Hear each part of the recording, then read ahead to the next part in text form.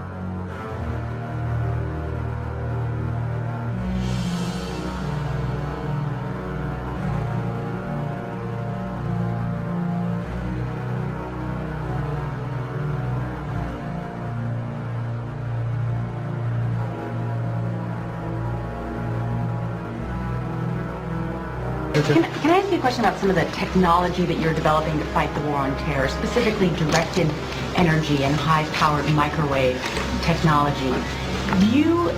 When do you envision that you can weaponize that type of technology? Goodness, it is in, for the most part, the kinds of things you're talking about are in varying early stages. Do you want to give anything you'd add? I don't think I would add much. I think they are in early stages and probably not ready for employment at this point. In the normal order of things, when you invest in research and development and begin a developmental project, you don't have any intention or expectations that one would use it. On the other hand, the real world intervenes from time to time, and you reach in there and take something out that is still in a developmental stage, and you might use it. So your question's not answerable. It depends on what happens in the future and how well things move along the track, and whether or not someone feels it's appropriate to reach into a development stage and see if something might be useful, as was the case with the unmanned aerial vehicles. But you sound like you're willing to experiment. I think that's the point, and I think, we have, I think, from the beginning of this conflict, I think General Franks has been very open to looking at new things if there are new things available, and has been willing to put them into the fight even before they've been fully wrung out. And I think that's not referring to these two particular cases of directed energy or high-powered microwave, but sure. And yes, we will continue to do. March 2009. Lawrence Livermore National Laboratory, 50 miles east of San Francisco, California. This is one of the premier weapons research facilities in the U.S. Over the past 50 years, scientists here have developed some of the most lethal weapons known to man. From the Atlas Titan intercontinental ballistic missile to the Tomahawk cruise missile. But today, inside a special division of the lab known as the National Ignition Facility, scientists are developing one of the most challenging experimental systems ever created. The world's most powerful laser. Scientists have been working on this top-secret project since 1974. The goal, create a laser that produces energy levels that rival the power of a nuclear bomb. When fired, this laser is capable of unleashing the power of the sun. Enough energy to light up every home in the U.S. or wipe out mankind. How did they create a laser with such devastating force? By assembling an array of 192 lasers and aiming them at a single hydrogen pellet the size of a BB. What we can do is focus this very high energy into a very small spot for a very short time. And when that happens, we get the conditions that are very much like inside our sun.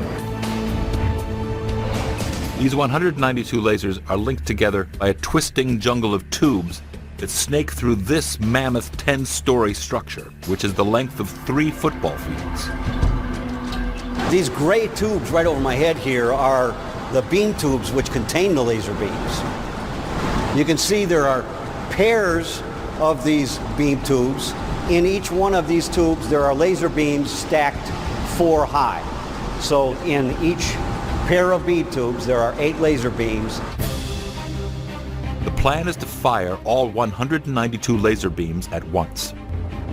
Each beam starts out low-powered, about the size of what's inside your DVD player. But as they pass through the complex maze of tubes, they merge into one super beam. This super beam fires 500 terawatts of power in 2 billionths of a second, roughly 500 times the entire peak power output of the United States. When that light strikes the hydrogen pellet, it cooks it to over 800 million degrees, creating nuclear fusion and unleashing more energy than our sun. Harness this energy, and our dependency on fossil fuels could end forever. When these lasers go online in 2010, are we looking at the dawn of a new age in energy? Or are we looking at something else? A preview of the incomprehensible power that man could wield to fight the wars of the future. An effective laser weapon for use on the battlefield needs only a fraction of this power to destroy fighter jets, shoot down nuclear missiles, wipe out entire armies. Tomorrow's battles could look like a scene out of Star Wars. Powerful lasers on Earth beamed off of satellites in space to wipe out an enemy thousands of miles away. If you have a powerful enough laser and a few properly positioned targeting satellites in orbit to reflect the beam, then you could fire a laser here in North America and deliver its energy to any spot on the surface of the Earth. It's not inconceivable that someday we will actually be able to produce that sort of death ray.